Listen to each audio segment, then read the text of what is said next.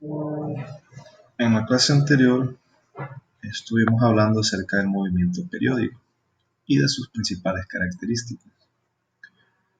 En la clase de hoy vamos a hablar de un tipo especial de movimiento periódico, que es el movimiento armónico simple. Entonces, esta es una clase especial de movimiento periódico, es decir, dentro del movimiento periódico está contenido un tipo especial que es el movimiento armónico simple. Sin embargo, no todos los movimientos periódicos van a ser movimiento armónico simple. La característica que define el movimiento armónico simple es que la fuerza de restitución es proporcional al negativo del desplazamiento, ya sea que hablemos de un desplazamiento lineal o de un desplazamiento angular. Siempre que exista una fuerza o torque proporcional al negativo de la posición, vamos a tener un movimiento armónico simple. Vamos a ver un ejemplo de un sistema que presenta ese movimiento armónico simple. Este es el sistema masa-resorte. De acuerdo a la ley de Hooke, la fuerza que ejerce un resorte es proporcional a su deformación. De modo que si definimos que el resorte en su longitud natural coincide con la posición de la masa en x igual a 0,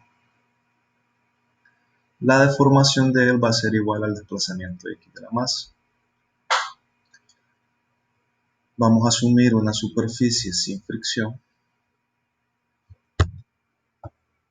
y vean que la fuerza que ejerce el resorte, de acuerdo a la ley de Hooke, tiene la misma forma que vimos para el movimiento armónico simple.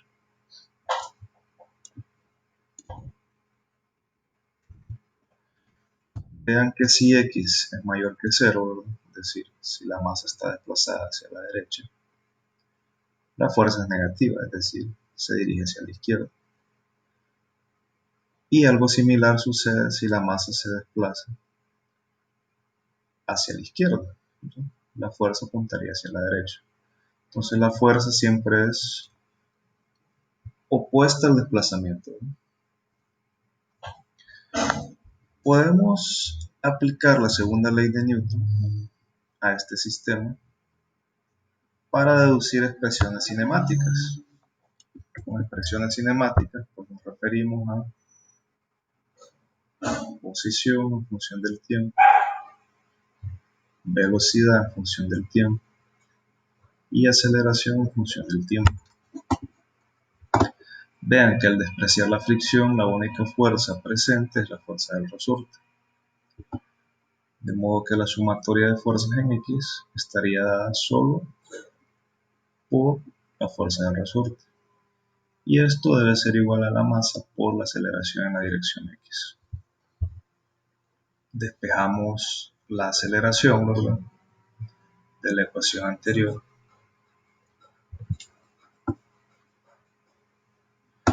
Y sabemos que la aceleración es la segunda derivada de la posición respecto al tiempo. A la constante que acompaña a la posición k entre m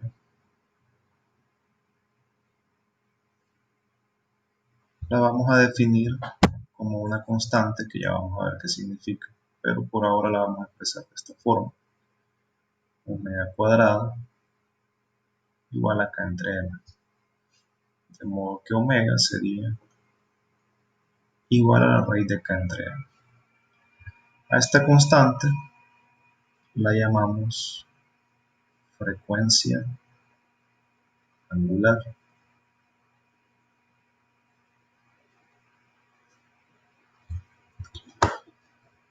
De modo que esta ecuación la podemos expresar de esta forma. Esto que tenemos acá lo llamamos una ecuación diferencial de segundo orden. Este es un ejercicio relativamente sencillo de resolver en la clase de ecuaciones diferenciales. Sin embargo, acá no nos interesa cómo resolverlo, simplemente vamos a pasar directamente a la solución, es decir, vamos a pasar directamente a la expresión de x que satisface esta ecuación. Entonces, la solución de esa ecuación diferencial es esto que tenemos acá. Esta función en x satisface la ecuación que tenemos arriba.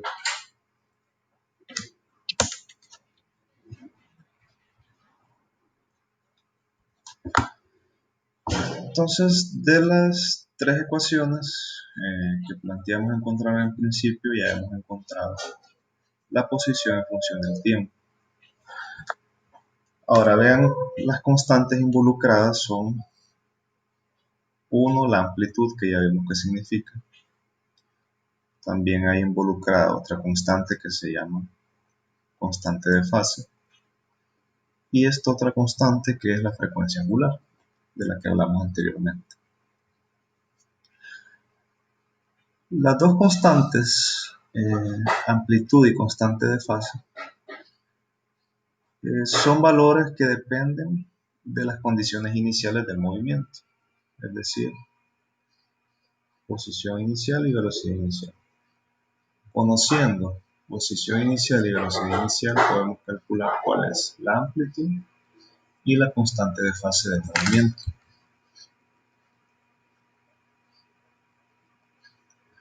La frecuencia angular está relacionada con la frecuencia por esta expresión de acá. 2pi veces la frecuencia.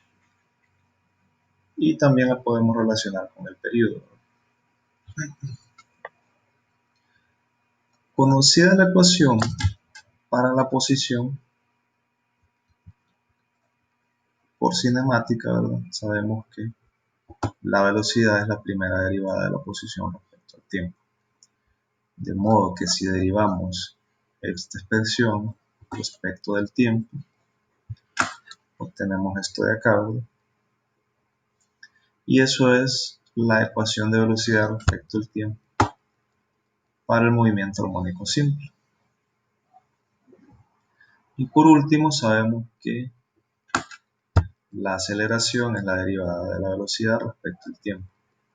Nuevamente derivamos la expresión anterior y eso me da una expresión para la aceleración.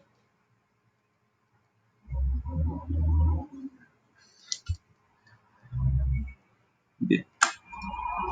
Ahora, estas son ecuaciones generales para el movimiento armónico simple de resorte.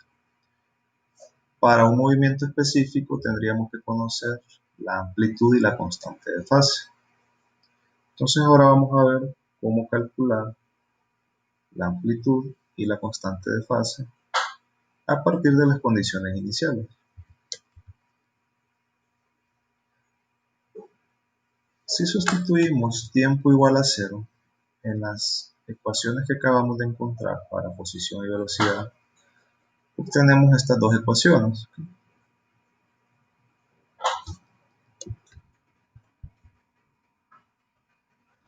Las cuales son válidas para el tiempo igual a 0, ¿no?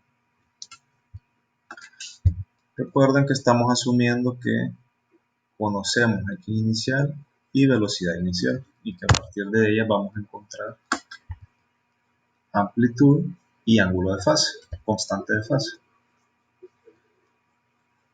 Para encontrar la constante de fase procedemos a dividir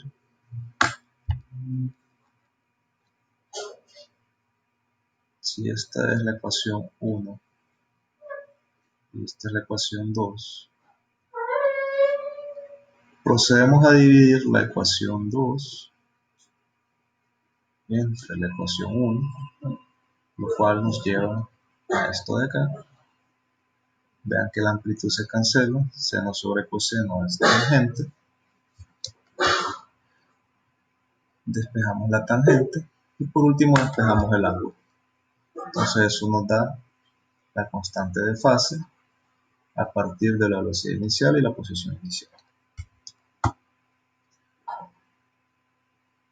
Manipulando nuevamente las ecuaciones 1 y 2, podemos llegar a esta expresión para la amplitud. Les queda como ejercicio resolver cómo se llega a esta ecuación. Gráficamente, vean que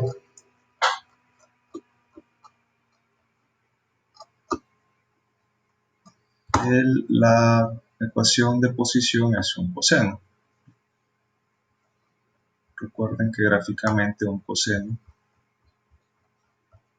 tiene esta forma.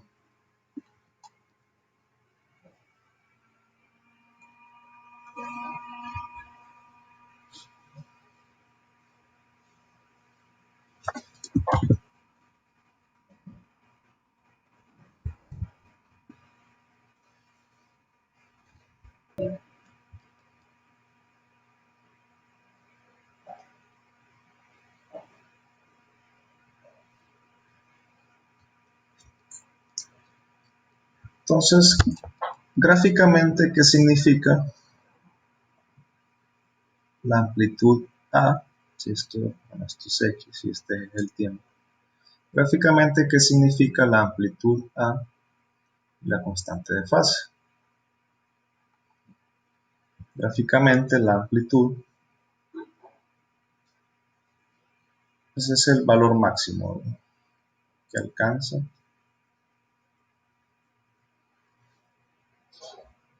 ese gráfico senoidal. Ahora, el ángulo de fase lo que hace es correr el gráfico. Por ejemplo, en este caso, asumí un ángulo de fase igual a 0, una constante de fase igual a 0. Para otra constante de fase, lo que va a suceder es que el gráfico se va a correr en dirección horizontal.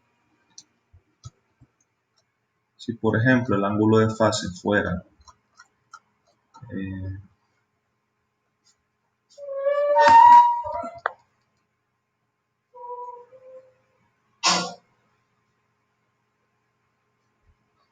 pi medios, el gráfico tendría una forma diferente. Se va a correr horizontalmente y va a adoptar esta forma.